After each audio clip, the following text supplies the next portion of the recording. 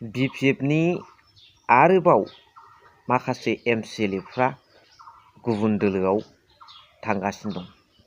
नाथाय बेखौ उनावसो फोरमायगोन, दिनै फोरमायथ'वा। बे खोथाखौ सोर बुंदों आरो सोर BPFनि MCLAफ्रा UPPLआव फैनो थांगासिनो दं, बेखौ दिनैनि भिडिअनि गेजेरजों सावरायगोन। लोगोसे राजु नार्जारि सार भार्सेस खाम्फा बरगयारि सार, मा जादों आन्दोआव, बेनि सोमोन्दै भिडिअआ जोबोद इन्टारेस्टिं जागोन। Hello everyone, once again welcome back to the channel. दिनैनि गोदान भिडिअ नोंथां बयखौबो गोसो गोथारै बरायदों।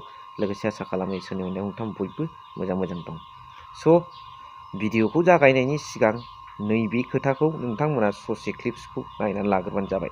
गुगाबोबाय थादों आरो गुगाबावगोन। नोंथांमोना नायबाय था, साननैसोनि उनाव आरोबाव गुगागोन। MCLA गुगानो थांगासिनो। बेबायदिनो BPF दोलोआ जोबलांनायनि लामायाव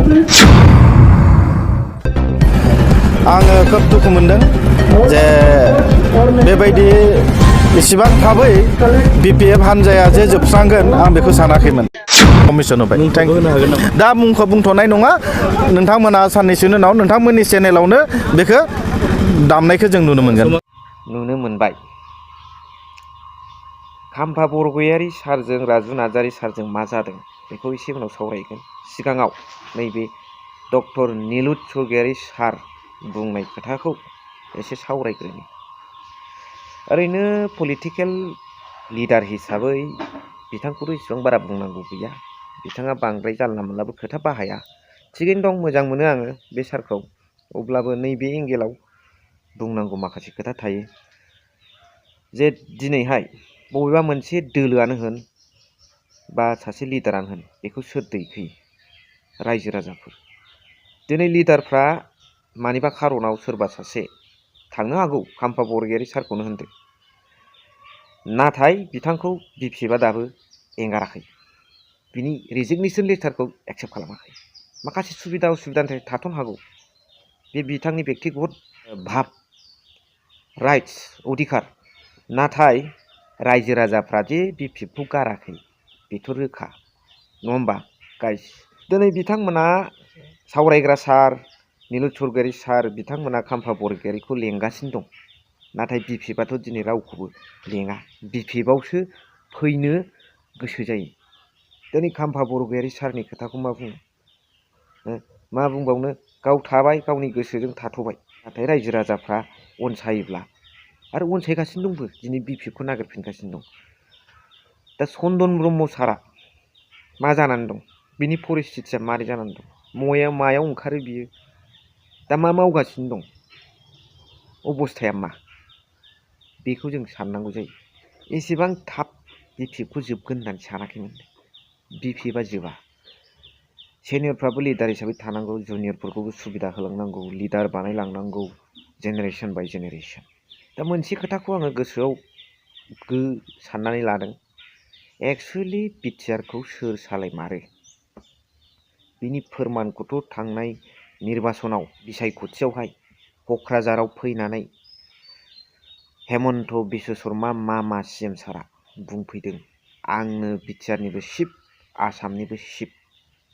गोबां UPPLनि दैदेनगिरि, बिटिआरनि दैदेनगिरिफोरनि सिगाङाव बे खोथाया मा? आं दासिमबो बुजियाखै। মই আজিলৈকে বুজিব পৰা নাই बिटिआरखौ सोर सालायमारो। रायजो राजाफ्रा बुजिदों, नङा होमबा? साननानै लादो सिङाव मा खोथा दं, सोर सालायमारो। डाइरेक्ट जों मिथिखाबाय, नङाबाथ' बिदि होनामोन बे CM सारा। आं आसामनिबो CM, बिटिआरनिबो चिफ, बिटिआरनिबो CM होननानै बुंबाय। जोब्बाय खोथायानो, आरो माथोबाव। दा मा सानो रायजो राजाफ्रा कमेन्ट होबाय। लोगोसे नैबे राजु नार्जारि सार भार्सेस खाम्फा बरगयारि सार ट्रेन्डिंआव सोलिगासिनो, नङा होमबा? खाम्फा बरगयारि सारा साननो हनो गोरों, बिदि माबा मोनसे सिन्था धारा खालामदों। नाथाय नैबे खोथाखौ गोसो होनो गोनां बाथ्राया बे, राजु नार्जारि सारा पलिटिकेलाव आं कम्फर्टेबोल नङा दासिमबो होननाया। बिनि भिडिअ क्लिप्सखौ होला, नोंथांमोना नुखाबाय। सावरायनांगौ खोथा दं। मानो कम्फर्टेबोल नङा खोथाया?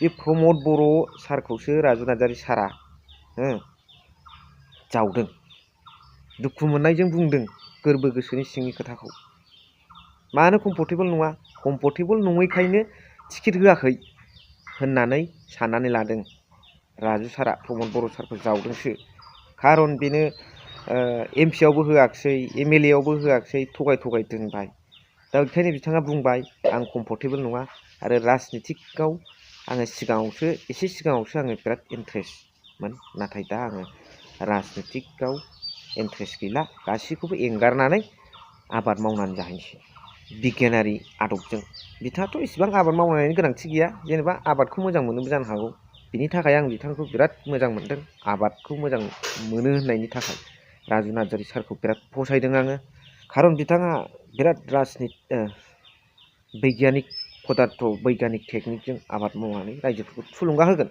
आं आसा खालामो सेंग्राफोरखौ थुलुंगा होगोन लाफागोन होननानै दा बिथाङा मानो राजखान्थियाव एंगारनानै जेखि जाया गोजानाव राजनितिनिफ्राय थानो नागिरदों राजनितिनिफ्राय मानो जानगाराव थानो नागिरदों गोजानाव थानो नागिरदों खोथाया नैबे बिथाङा मिथिगौ सासे लेखा फरा गोरों दैदेनगिरि बिथाङा मिथिगौ बिटिआरनि मोनफ्रोमबो दफाया 1% मावफुंजायाखै होननानै बिथाङा मिथिगौ पावारा डिसेन्ट्रेलाइज जाबाय होननानै बिथाङा मिथिगौ डिसिआ सालायगासिनो दं बिटिआरखौ आसाम गभर्नमेन्टआ सालायगासिनो दं मामाया सालायगासिनो दं इनडाइरेक्टलि डिसिनि थ्रुयै होननानै नाथाय बे खोथाखौथ' बिथाङा इउपिपिएलनि सासे नेता जानानै बुंनो हाया खोथा दं राजनितिकआव दा बे माखासे खोथाखौ लानानै बिथाङा गोबां सिन्था सरसा खालामनानै